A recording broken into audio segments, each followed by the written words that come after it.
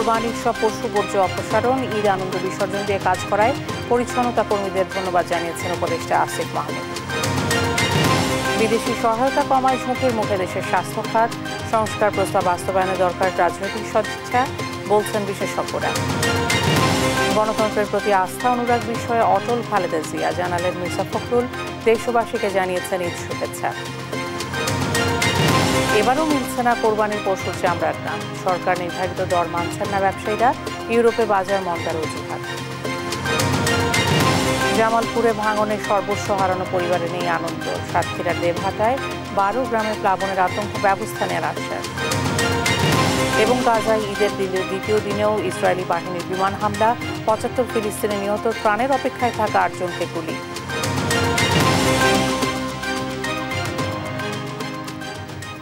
দেখছিলেন শিরোনাম সংবাদ সকালে, সঙ্গে আছি আমি ইশিকা আজিজ। কোরবানির ঈদে দেশের সব সিটি কর্পোরেশনে সফলভাবে পরিচ্ছন্নতা কার্যক্রম সম্পন্ন হয়েছে বলে জানিয়েছেন স্থানীয় সরকার উপদেষ্টা আসিফ মাহমুদ সজীব ভূঁইয়া। শনিবার রাতে ফেসবুক বার্তায় তিনি এ তথ্য জানান। বলেন, দেশে 35,272 জন পরিচ্ছন্নতা কর্মী ঈদ আনন্দ বিসর্জন দিয়ে সবার ঈদকে সুন্দর করেছেন। তাদের এই ত্যাগের প্রতি তিনি কৃতজ্ঞতা প্রকাশ করেন। শনিবার রাত 9:30 পর্যন্ত দক্ষিণ সিটির 75টি ওয়ার্ডের সবগুলো এলাকা থেকে কুরবানির পশুর বর্জ্য অপসারণ করা হয়েছে। রাতের মধ্যে অপসারণ করা হয়েছে উত্তর সিটির সব বর্জ্য।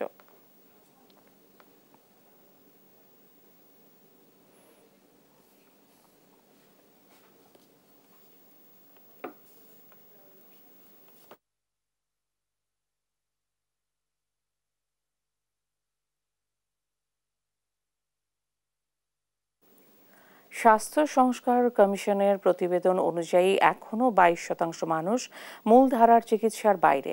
যারা চিকিৎসা নেন তাদের নিজস্ব অর্থায়নও বিশ্বের যে কোনো দেশের চেয়ে অনেক বেশি। নারী স্বাস্থ্য সম্প্রসারিত টিকাদান কর্মসূচি সহ নানা খাতে বিদেশি সহায়তা কমে যাওয়ায় আরও ঝুঁকিতে পড়তে পারে স্বাস্থ্য খাত। এমন প্রেক্ষাপটে স্বাস্থ্য খাত সংস্কারে নানা বিষয়ে প্রস্তাবনা দিলেও সেসব বাস্তবায়নের রাজনৈতিক ঐকমত্য জরুরি বলে মনে করছেন বিশেষজ্ঞরা। হাসান আল মাহমুদের রিপোর্ট। অপ্রতুল সরকারি স্বাস্থ্যসেবা কাঠামো, প্রান্তিক পর্যায়ে চিকিৎসক, নার্স ও সরঞ্জাম সংকটে ব্যাহত হচ্ছে সাধারণের স্বাস্থ্যসেবা। দেশের চিকিৎসা উচ্চবিত্তের ভরসা নেই। উচ্চ মধ্যবিত্তের জন্য বেসরকারি স্বাস্থ্যসেবা কিছুটা সহায়ক হলেও মধ্য ও নিম্নবিত্তের জন্য সে সেবা ধরাছোঁয়ার বাইরে প্রায়। এমন প্রেক্ষাপটে বৈষম্যহীন স্বাস্থ্যসেবা ও চিকিৎসা ব্যবস্থা গড়ে তুলতে একগুচ্ছ প্রস্তাবনা দিয়েছে স্বাস্থ্য সংস্কার কমিশন। কমিশনের প্রতিবেদন অনুযায়ী এখনও 22% মানুষ মূলধারা চিকিৎসা সেবার বাইরে। 78% মানুষ এমবিবিএস চিকিৎসকের সেবা পেলেও ওষুধ বিক্রেতা ও পল্লী চিকিৎসকের ভরসায় 10%-এর বেশি মানুষ। কমিউনিটি ক্লিনিক, মেডিকেল অ্যাসিস্ট্যান্টদের কাছে চিকিৎসা নেয় 6%। স্বাস্থ্য তথ্য ব্যবস্থাপনা, উন্নয়ন পরিকল্পনা, অর্থায়ন ও জনবল ব্যবস্থাপনা সহ 7টি বিষয়ে সংস্কার প্রস্তাবনা দিয়েছে কমিশন। স্বাস্থ্যসেবা কর্মঘণ্টার পর্যালোচনা, যেমন এখন বলা হচ্ছে কমিউনিটি ক্লিনিকে যারা আছেন সিএসসিবি তারা 9টা 3টা করেন, কিন্তু আমরা 9টা 3টা কিছু না, 9টা 5টা পর্যন্ত সবাই কাজ করবে। সার্বজনীন স্বাস্থ্যসেবা নিশ্চিত করতে জরুরি চিকিৎসা সহায়তা প্রদান, অসংক্রামক রোগ ব্যবস্থাপনা, বিশ্বমানের হাসপাতাল স্থাপনের সুপারিশ করেছে কমিশন। এসব বাস্তবায়নে অগ্রাধিকার ঠিক করার প্রতি জোর দিচ্ছেন বিশেষজ্ঞরা। 20টা ল, এইটাকে যদি আমরা আইদার নতুন করে প্রণয়ন করতে চাই অথবা রিভাইজ করতে চাই, ওইটাতেই তো 10 বছর লেগে যাবে। 3 বছরে কেমন করে হবে? সো এইখানে আমাদেরকে আরেকটু প্র্যাগম্যাটিক হয়ে প্রায়োরিটাইজ করে কোনগুলা আগে করা দরকার, কোনগুলা একটু পরে করলেও চলবে, সেই ধরনের একটা এক্সারসাইজের দরকার আছে। নারী স্বাস্থ্য, অসংক্রামক রোগ প্রতিরোধ সহ নানা খাতে বিদেশি সহায়তায় ছিল বড় ভরসা। এ খাতে বরাদ্দ বৃদ্ধির দাবি জানান বিশেষজ্ঞরা। আগে আমরা চিন্তা করতাম ডেভেলপমেন্ট পার্টনাররা যেহেতু রিসার্চ, ইনোভেশন, ডেটা, তারপরে হচ্ছে ওমেন্স হেলথ, ম্যাটার্নাল হেলথ, ওই স্পেশাল জিনিসগুলো কাভার করবে, ওইখানে আমাদের বরাদ্দ না দিলেও চলবে। Now we have to be smart in saying that they are no longer there, এবং বাংলাদেশ আগামী বছর তো ট্রিপ সুবিধা আর পাবে না। সুতরাং ওই বাস্তবতায় আজকে থেকে এই বাজেটে আমাদের ইনশিওর করতে হবে যে এই অ্যালোকেশন, এফিসিয়েন্সি অ্যান্ড স্মার্টনেস আমাদের থাকতে হবে। তবে স্বাস্থ্য খাতে আমূল পরিবর্তনের জন্য সংস্কার কমিশনের সুপারিশ বাস্তবায়নের দরকার রাজনৈতিক দলগুলোর সদিচ্ছা, বলছেন বিশেষজ্ঞরা। হাসান আল মাহমুদ, দেশ টিভি, ঢাকা। গণতন্ত্রের প্রতি যে আস্থা অনুরাগ সে বিষয়ে অটল অবিচল বেগম খালেদা জিয়া। গণতান্ত্রিক ব্যবস্থা ছাড়া কোনো ব্যবস্থাই টেকসই হবে না বলে জানিয়েছেন বিএনপি মহাসচিব মির্জা ফখরুল ইসলাম আলমগীর। শনিবার রাতে পবিত্র ঈদুল আজহা উপলক্ষে রাজধানীর গুলশানে বেগম খালেদা জিয়ার সঙ্গে সৌজন্য সাক্ষাৎ শেষে তিনি এই কথা বলেন। জানান, বেগম খালেদা জিয়া সুস্থ আছেন, ভালো আছেন। দেশবাসীকে ঈদের শুভেচ্ছা জানিয়েছেন খালেদা জিয়া বলেও জানান মির্জা ফখরুল। এর আগে রাত ৮টার দিকে বিএনপি মহাসচিব মির্জা ফখরুল ইসলাম আলমগীর সহ বিএনপির স্থায়ী কমিটির সদস্যরা বেগম খালেদা জিয়ার সঙ্গে সৌজন্য সাক্ষাৎ করেন।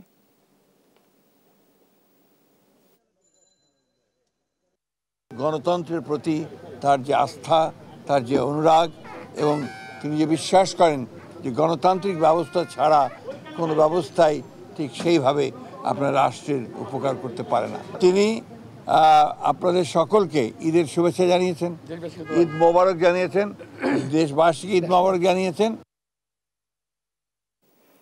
ডিসেম্বরে নির্বাচন চাইলেন বিএনপি মহাসচিব মির্জা ফখরুল ইসলাম আলমগীর। বলেন, রোজা, পরীক্ষা সহ নানা বিবেচনায় এপ্রিল ভোটের সঠিক সময় নয়। এদিকে জনগণ আর যেনতেন নির্বাচন চায় না বলে মন্তব্য করেন জামায়াতে ইসলামীর আমির ডাক্তার শফিকুর রহমান। বলেন, গণহত্যার বিচার, সংস্কার সহ প্রয়োজনীয় প্রস্তুতি শেষে প্রধান উপদেষ্টা ঘোষিত রোডম্যাপে নির্বাচন সম্ভব। আরও জানাচ্ছেন ফাহিম ইউসুফ। শনিবার সকালে চন্দ্রিমা উদ্যানে ঈদুল আজহা উপলক্ষে বিএনপির প্রতিষ্ঠাতা সাবেক রাষ্ট্রপতি জিয়াউর রহমানের সমাধিতে শ্রদ্ধা জানান মহাসচিব মির্জা ফখরুল ইসলাম আলমগীর সহ বিপুল সংখ্যক নেতাকর্মী। প্রধান উপদেষ্টার ঘোষণা অনুযায়ী আগামী বছরের এপ্রিলের প্রথমার্ধ নির্বাচনের যৌক্তিক সময় নয় বলে মনে করেন বিএনপি মহাসচিব মির্জা ফখরুল ইসলাম আলমগীর। ডিসেম্বরেই নির্বাচন দাবি করেন তিনি। প্রত্যাশা জনগণের পূরণ হয়নি এবং যে সময়টি নির্ধারণ করা হয়েছে সময়টি বাংলাদেশের নির্বাচনের জন্য সঠিক সময় নয়। আমরা মনে করি যে ডিসেম্বরেই নির্বাচন হওয়া সম্ভব এবং সেটাই জাতির জন্য সবচেয়ে উপযোগী হবে। এদিকে চট্টগ্রামে ঈদের নামাজ শেষে সাংবাদিকদের সঙ্গে কথা বলেন দলটির স্থায়ী কমিটির সদস্য আমির খসরু মাহমুদ চৌধুরী। এ সময় কুরবানির ত্যাগের মহিমা ধারণ করে দেশের জন্য কাজ করার আহ্বান জানান তিনি।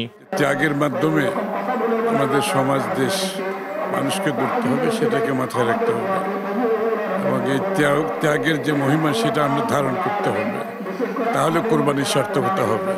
মৌলভীবাজারের কুলাউড়ার তুলাপুরে ঈদের নামাজ আদায় করেন জামায়াতে ইসলামীর আমির ডাক্তার শফিকুর রহমান। এ সময় অর্থবহ নির্বাচনের মাধ্যমে দেশের চলমান সংকটের সমাধান হওয়া জরুরি বলে মন্তব্য করেন তিনি। বলেন, জাতি আর যেনতেন নির্বাচন চায় না। গণহত্যার বিচার, সংস্কার, জুলাই ঘোষণাপত্র ও ভোটের সমান সুযোগ নিশ্চিত না হলে নির্বাচন অর্থবহ হবে না। সংস্কারটা হতে হবে, বিচার দৃশ্যমান হবে, তারপরে জুলাই ঘোষণা যেটা সেটা হবে। এরপরে নির্বাচনের সমতল মাঠ, সবার জন্য সমান মাঠ তৈরি করতে হবে। উনি ঘোষণা দিয়েছেন একটা তারিখের, কিন্তু এই সুযোগগুলো সৃষ্টি না করলে একটা অর্থবহ নির্বাচন হবে না।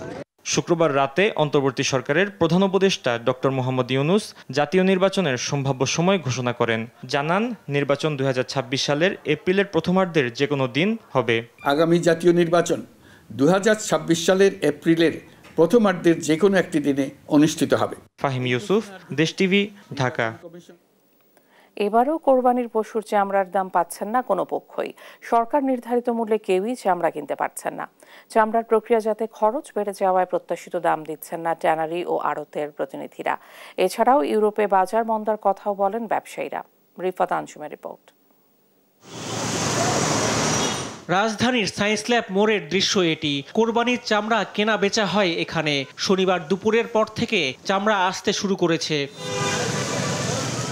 প্রতিবারের ন্যায় এবারও সরকার চামড়ার দাম নির্ধারণ করে দিয়েছে। ছোট গরুর প্রতি পিস লবণযুক্ত চামড়ার সর্বনিম্ন দাম 1350 টাকা, আর বড় গরুর ক্ষেত্রে প্রতি বর্গফুটে দাম 65 টাকা। তবে মহল্লা পর্যায়ে বিক্রি হচ্ছে লবণ ছাড়া কাঁচা চামড়া, যার কোনো নির্ধারিত দাম নেই। এই সুযোগে ইচ্ছামতো দামে চামড়া কিনে আনছেন মৌসুমি ফরিয়ারা। এদের অভিযোগ, চামড়ার প্রত্যাশিত দাম পাচ্ছেন না কেউ। এখানে তো রেট আমরা যেইভাবে আসছিলাম এখানে রেট কম, কিন্তু এলাকায় যে চামড়াগুলো আমরা কিনতে যাই, মাদ্রাসা আছে, তারপরে মসজিদের এগুলো চামড়াগুলো, ওইখানে রেট বেশি চায়, কিন্তু আমরা এলাকা থেকে কিনতে পারতেছি না। এইখানে এসে দেখি কম। কেন 700 টাকা দাম বলে? একটা লবণ দিতে কি 700 টাকা খরচ, 600 টাকা খরচ একটা চামড়ায়? বলেন, আপনারা বলেন, একটা চামড়া কয় কেজি লবণ লাগে, কত লেবার লাগে? সর্বোচ্চ গেলে 200 টাকা খরচ আছে। ফরিয়াদের কাছে চামড়া কিনছেন ট্যানারি ও আড়তের প্রতিনিধিরা। প্রক্রিয়াজাতকরণে খরচ বেড়ে যাওয়ায় ভালো দাম দিতে পারছেন না বলে জানান তারা। আমাদের এখানে আপনার অনেক কিছুর ব্যাপার আছে, দেখা যায় কাটা আমরা যখন অ্যাভারেজ কিনি তখন একটা রেট হয়, যখন বাইচা কিনি তখন আবার একটা রেট হয়। বড় একটা 5 লাখ টাকার গরু চামড়া তো আপনি ধরেন এটা 1500 টাকা কিনলে লাভ আছে, আবার যদি 70,000 টাকার গরু চামড়া এটা ফিরিও আমরা নিই না, কিনলে এটা কোন কাজে আইব না। বিগত চামড়ার বাজারটা নির্ধারিত হয় ইউরোপের বাজারের উপরে, কিন্তু ইউরোপ বাজার গত কয়েক বছর ধরে ইউরোপে আমাদের কোনো মাল পাঠানো যাচ্ছে না। আমাদের সিটিপি প্ল্যানের প্রবলেম, আমাদেরকে ওনারা সার্টিফিকেট দিবে, আমাদের মালগুলো এখন চায়না যাচ্ছে, কিন্তু চায়নাতে আমাদের এই সিজনে চায়না তো আমাদের প্রবলেম হয়ে গেছে। যুক্তরাষ্ট্রের শুল্ক আদায়ের কারণে আমাদের লক্ষ লক্ষ স্কোয়ার ফিট চামড়া ট্যানারিতে আছে। সরকার নির্ধারিত মূল্যে চামড়া কেনা বেচা হচ্ছে কিনা তা তদারকি করতে দেখা যায়নি কাউকে। রিফাত আঞ্জুম, দেশ টিভি, ঢাকা। কোরবানির পশুর চামড়া নিয়ে এবারও বিপাকে সারা দেশের মৌসুমী ব্যবসায়ীরা। নামমাত্র মূল্যে বিক্রি হয়েছে পশুর চামড়া। ফরিয়াদের অভিযোগের তীর সিন্ডিকেটের দিকে। পাইকাররা বলছেন বাড়তি দামে চামড়া কিনলে ট্যানারিতে কম দামে বিক্রিতে বাধ্য হতে হয়। সহকর্মীদের তথ্য ও ছবিতে আপন অপুর রিপোর্ট। কোরবানির পশুর চামড়া নিয়ে এবারও বিপাকে চট্টগ্রাম নগরীর মানুষ। নামমাত্র মূল্যে বিক্রি হচ্ছে পশুর চামড়া। গরুর চামড়া 100 থেকে 300 টাকা ও ছাগলের চামড়া 30 টাকায় বিক্রি হচ্ছে। ক্ষোভ ও হতাশা প্রকাশ করে সিন্ডিকেটকে দুষছেন মৌসুমী ব্যবসায়ীরা। ময়মনসিংহে কোরবানি পশুর চামড়ার ন্যায্য দাম না পাওয়ায় হতাশ ফরিয়া ব্যবসায়ীরা। তাদেরও অভিযোগের তীর সিন্ডিকেটের দিকে। পাইকাররা বলছেন বাড়তি দামে চামড়া কিনলে ট্যানারিতে কম দামে বিক্রিতে বাধ্য হতে হয়। চামড়া আনছি 400 টাকা, 450 টাকা, 500 টাকা দাম। আমরা দাম যেটা 600, 650 বলছি, এই বেশি সরকারের দাম না হচ্ছে 200 টাকা কম হলেও হতো। সরকারের দাম অনেক কম, 700, 800, 900, 600 যেভাবে দিচ্ছে আমরা ওইভাবেই কিনতেছি। মানে সর্বোচ্চ রেটটা আমরা দিতেছি। ট্যানারি মালিকরা সারা বাংলাদেশ কিনতেছে, তারা যদি আমাদেরকে এভাবে এই সুন্দর একটা রেট দেয় আমরা চামড়া ব্যবসায়ীকে বাড়াই আমরা রেটটা দিতেছি। কুষ্টিয়ার বাবুর আলী গেটের আড়তগুলোতে চলছে চামড়ার বেচা কেনা। আড়ত মালিকরা বলছেন সরকারের নির্ধারিত মূল্যে চামড়া কিনছেন তারা, তবে দাম নিয়ে সন্তুষ্ট নয় মৌসুমী ব্যবসায়ীরা। এই চামড়া তো আমরা 900 টাকা করে বেচলাম, এই চামড়া তো 1500, 2000 টাকা, 3000 টাকা হওয়ার দরকার ছিল, কিন্তু সেই রেট তো আমরা পেলাম না। ভাইরাস হলে চামড়া 10 টাকা বিক্রি নেই, কিন্তু শতকরা 40% ল্যাম্পিং বাড়াচ্ছে ওই ভাইরাস। সরকার যে দাম দিচ্ছে লবণ দিয়ে আমাদের বেশি দামে বেচতে হবে। সরকার যেরকম নির্ধারিত করছে সেই তুলনায় আমরা আমাদের একটা রিজনেবল ইয়েতে কিনতেছি। ফ্রেশ চামড়া খুব পাওয়া যাচ্ছে না এবং মানুষের সাথে মানে খ্যাচখ্যাচ হচ্ছে দাম যাচাই নিয়ে। এদিকে সাভার চামড়া শিল্পনগরীতে শুরু হয়েছে কোরবানি পশুর চামড়া সংগ্রহের কার্যক্রম। শনিবার দুপুরের পর থেকে চামড়াবাহী ইজিবাইক ও অটোরিকশার ভিড় জমে যায় শিল্পনগরীর আড়ত এলাকায়। সেখানে গরুর চামড়ার দাম প্রতি পিস মানভেদে 600 থেকে 700 টাকা হাঁকা হচ্ছে, আর ছাগলের চামড়া বিক্রি হচ্ছে মাত্র 50 টাকায়। ঈদের প্রথম দিনে রাজধানী সহ আশপাশের অঞ্চল থেকে ট্যানারির বিভিন্ন কারখানায় আসছে কাঁচা চামড়া। বিশাল কর্মযজ্ঞ সামলাতে বিসিকের পক্ষ থেকে নেওয়া হয়েছে নানা পদক্ষেপ। নিরাপত্তায় কাজ করছে পুলিশ সদস্যরা। আপন অপু, নিউজ ডেস্ক, দেশ টিভি। কোরবানির বর্জ্য অপসারণের খবর জানাতে গাজীপুর থেকে যুক্ত হচ্ছেন সহকর্মী নজরুল ইসলাম। নজরুল, সব বর্জ্য কি অপসারণ করা হয়েছে, আর সিটি কর্পোরেশন কর্তৃপক্ষ কি বলছেন আমাদের জানান। আপনি ইশিকা যেমনটা বলছিলেন, আপনি জানেন যে গাজীপুর সর্ববৃহৎ সিটি কর্পোরেশন হওয়ার ফলে যে ধরনের কুরবানির যে বর্জ্য সেটা কিন্তু এখনো গাজীপুরের সব জায়গায় কিন্তু ছড়িয়ে ছিটিয়ে রয়েছে, অর্থাৎ নির্দিষ্ট একটি জায়গায় ফেলবে সেটাও কিন্তু হচ্ছে না। গাজীপুর আমি যেখানটা দাঁড়িয়ে রয়েছি 13 নম্বর ওয়ার্ড, এখানে কিন্তু আমরা আজকেও দেখতে পাচ্ছি যে এখানে কিন্তু সব ধরনের এই যে ময়লা আবর্জনা রয়েছে সেগুলো কিন্তু ফেলা হচ্ছে রাস্তার উপরেই। এইভাবেই কিন্তু সব জায়গায় আপনারা দেখতে পাচ্ছেন যে ময়লা যে আবর্জনার বাগা সেটা কিন্তু রয়ে গেছে।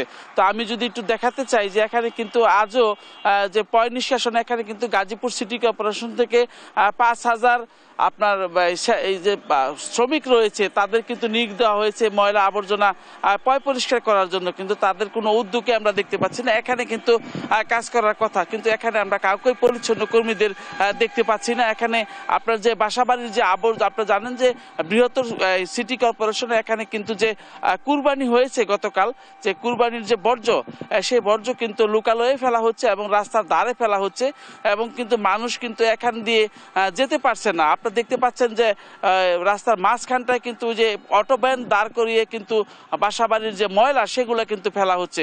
গাজীপুর সিটি কর্পোরেশনে 100 টনের মতন ময়লা আবর্জনা প্রতিদিনই হয়। সেই 100 টন ময়লা আবর্জনা কিন্তু অপসারণের জন্য 4,500 শ্রমিক কিন্তু নিয়োগ দেওয়া হয়েছে। এখানে কিন্তু আপনার 70টির মতন গাড়ি এই ময়লা আবর্জনা সরানোর জন্য নেওয়া হয়েছে।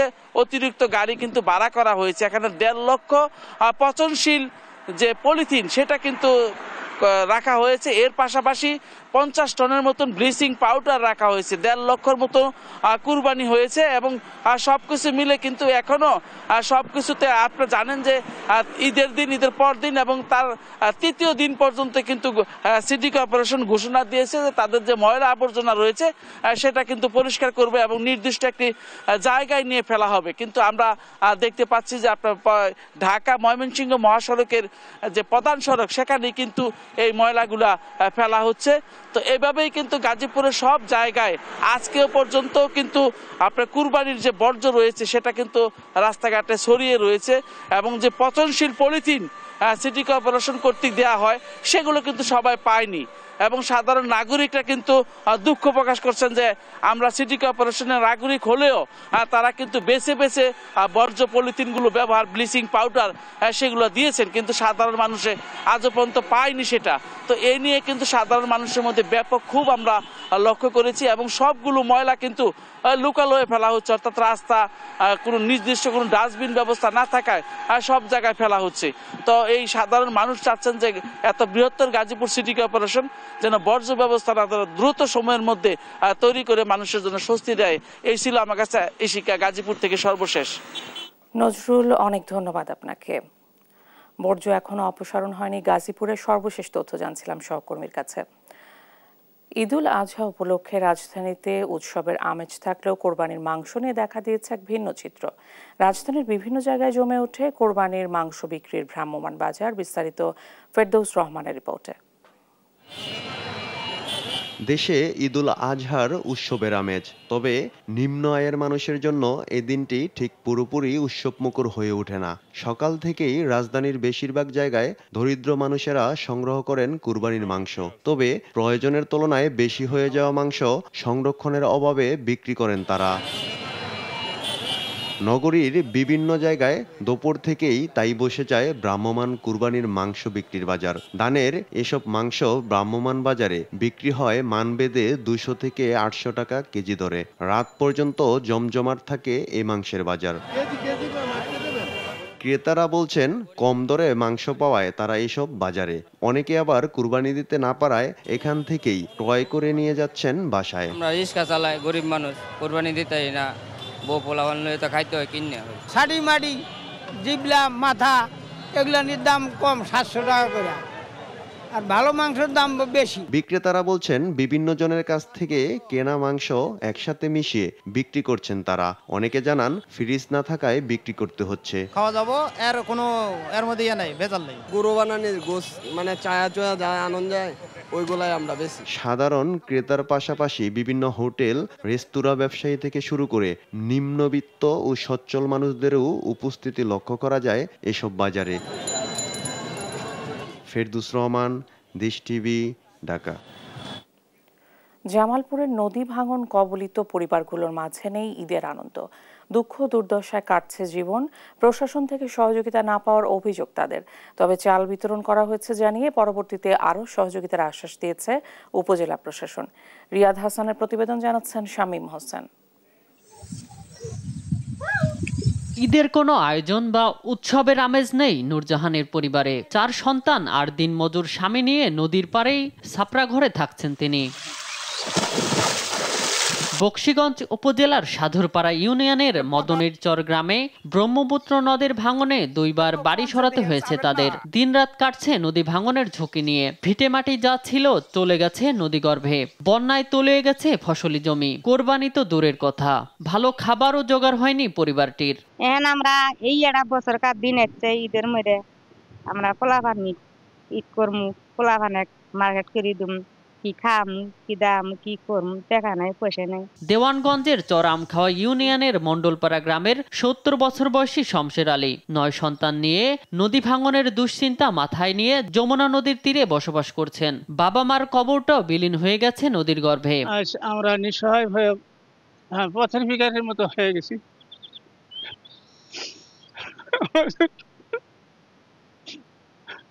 চলার মতো কোনো গতি নাই। কাজেই আমি আশা করি প্রশাসনের কাছে দ্রুত এই নদী ভাঙন রোধের কাজ করলে হয়তো আমরা সামনে 2 দিন পরে ঈদের আনন্দ ভোগ করতে পারবো। গেল 1 মাসের ভাঙনে জেলার বিভিন্ন স্থানে শত শত বাড়িঘর বিলীন হয়েছে। তাদের কারো পরিবারেই নেই ঈদ আনন্দ। ভবিষ্যতের অনিশ্চয়তায় বসবাস করছেন নদীর পাড়ের মানুষগুলো। তাদের অভিযোগ প্রশাসন থেকে পাননি কোনো সহায়তা। ঈদ আসতেছে, তাদের মনে এই আনন্দ বলতে কিছু নাই। তারা আজকে দুশ্চিন্তায় ভুগছে। কি তাদের ঈদ, এই উৎসব বলতে তাদের মনে কোনো প্রকার উৎসাহ নাই। যদি সরকার থেকে কোনো প্রকার পদক্ষেপ নেয় তাহলে আমরা হয়তো বাঁচতে পারি। এদিকে প্রশাসন বলছে কয়েকবার ভাঙন কবলিত মানুষদের চাল দেয়া হয়েছে। তালিকা অনুযায়ী টিন বরাদ্দ দেয়া হবে। বকশীগঞ্জ উপজেলার ফ্ল্যাশ ফ্লাডে ক্ষতিগ্রস্ত যে সকল পরিবার আছে সে সকল পরিবারের মাঝে আমরা ইতিমধ্যে প্রথমবারে দিয়েছি 150 কেজি করে চাল প্রতি পরিবারকে, পরবর্তীতে আরো 10 কেজি করে চাল প্রতি পরিবারকে এবং পরবর্তীতে আরো 30 কেজি করে চাল দিয়েছি আমরা প্রতিটা পরিবারকে। তো আশা করি তারা এই সহায়তার মাধ্যমে ঈদটা তারা খুব চমৎকারভাবে কাটাতে পারবে এবং তাদেরকে আমরা বিনামূল্যে টিন বিতরণ করব। নদী ভাঙন রোধে কার্যকর ব্যবস্থার মাধ্যমে দুর্ভোগের স্থায়ী সমাধানের দাবি নদীপাড়ের মানুষদের। নিউজ ডেস্ক, দেশ টিভি। সাতক্ষীরার সীমান্তবর্তী দেবহাটা উপজেলার চরবালিথা থেকে বহেরার স্থানীয় সরকার প্রকৌশল বিভাগের রাস্তা ভেঙে চলে যাচ্ছে কলকাতার খালে। ঝুঁকিপূর্ণ রাস্তাটি 2-1 দিনের মধ্যে পুরোপুরি ভাঙলেই প্লাবিত হবে অন্তত 12টি গ্রাম। শরীফুল্লাহ কায়সার সুমনের রিপোর্ট জানাচ্ছেন আপন অপু। এই কলকাতার খালি ছিল ওপার বাংলার জলপথে যোগাযোগের অন্যতম মাধ্যম। সেই কলকাতার খালের 2 পাশ দিয়ে চলে গেছে এলজিডির রাস্তা। সম্প্রতি কলকাতার খালের সংযোগস্থলে দেয়া হয়েছে আড়াআড়ি বাঁধ, যার ফলে সড়কটির বহু জায়গা ভেঙে তলিয়ে গেছে খালে। গোটা এলাকার যোগাযোগ বিচ্ছিন্ন হওয়ার উপক্রম। বাগাল ব্রিজের তলা দিয়ে আরেকটা বড় নদী আছে, এই নদীর মাঝখানে একটা বাঁধ দেওয়া আছে। বাঁধের ফলে ওই বড় নদীর পানি সম্পূর্ণ এই নদীতে যাওয়ার ফলে 2 পাড় ভেঙে রাস্তা পিচের রাস্তা পর্যন্ত অর্ধেক ভেঙে গেছে। এর ফলে এলাকায় আমাদের প্রচুর ক্ষতি হওয়ার সম্ভাবনা এবং ইদানিং গাড়ি ঘোড়া চলাচল বন্ধ হয়ে গেছে। রাস্তার মাঝে অনেক সময় ধসে গেছে, অনেক জায়গায় ধসেছে। ঘের ভেড়ি তলায় যাচ্ছে, আমাদের বাচ্চারা স্কুলে যেতে পারছে না। রাস্তাঘাট অবস্থা খুবই খারাপ। রাস্তাঘাট সব তো বাড়িঘর তো সব তো বেশি যাচ্ছে, ঘের বাড়ি সব তলায় যাচ্ছে। এলজিডি কর্তৃপক্ষ বলছে খালের গতি আটকে জোয়ার বৃদ্ধির কারণে 2 ধারের পাকা রাস্তা ভাঙনের কবলে পড়েছে। তো এই বিষয়ে সংশ্লিষ্ট উপজেলা প্রকৌশলীকে জানানো হয়েছে ব্যবস্থা গ্রহণের জন্য। রাস্তাটি ভাঙলে শুধু যোগাযোগ বিচ্ছিন্ন হওয়ার আশঙ্কা থাকবে তা নয়, কলকাতার খালে প্লাবিত হবে শত শত ঘরবাড়ি, ভেসে যাবে ফসলি জমি, মাছের ঘের, সবকিছু। আর পুরো বর্ষাকালে নিশ্চিত যে কোনো জায়গা দিয়ে ছাপিয়ে ভেঙে চুরে এই এলাকার ফসল জমা জমি সব প্লাবিত হয়ে যাবে। তাদের কাছে আমরা অনুরোধ জানাচ্ছি আমাদের এই রাস্তাঘাট সংস্কার করে দেয়। পানি উন্নয়ন বোর্ড বলছে আড়াআড়ি বাঁধ দেওয়ার ফলে উদ্ভূত পরিস্থিতির সৃষ্টি হয়েছে। সমস্যা সমাধানে নির্ধারণ করা হচ্ছে করণীয়। সেগুলো জেনেছি এবং সরেজমিনে সাইট পরিদর্শনও হয়েছে। আমরা আশা করছি খুব শীঘ্রই এগুলোর যেন কার্যকরী সমাধান হয় সে লক্ষ্যে ব্যবস্থা নিতে পারব। দ্রুত ব্যবস্থা না নিলে 3 উপজেলার যোগাযোগের রাস্তাটি কলকাতার খালে ভেসে যাবে। পরে সংস্কার করাও অসম্ভব হয়ে পড়বে। এই বাঁধটি যদি খুলে না দেওয়া হয় তাহলে এই পানির স্রোত আরো বেশি বৃদ্ধি পাবে এবং আরো বেশি দ্রুত রাস্তা ভাঙবে। তাই আমার অনুরোধ থাকবে যে এই রাস্তাটিও যেন সংস্কার করা হয় এবং এই বাঁধটি যেন খুলে দেওয়া হয়। এদিকে সাতক্ষীরা জেলা প্রশাসন বলছে দ্রুতই কার্যকর সমাধানের জন্য দেয়া হয়েছে নির্দেশনা। তাৎক্ষণিকভাবে আমি সংশ্লিষ্ট উপজেলা নির্বাহী অফিসারকে বলেছি এবং তারা এখনই যাচ্ছে, গিয়ে যদি এটা পায় তাহলে সাথে সাথে নেটপাটা খুলে দিবে এবং আমি আশা করি তারপরে এই অবস্থার সৃষ্টি হবে না। 12 কিলোমিটার দৈর্ঘ্যের সড়কটির 2.5 কিলোমিটার ভাঙনের কবলে। এখনই ব্যবস্থা না নিলে ক্ষতির মুখে পড়বে 10,000-এর বেশি মানুষ। নিউজ ডেস্ক, দেশ টিভি।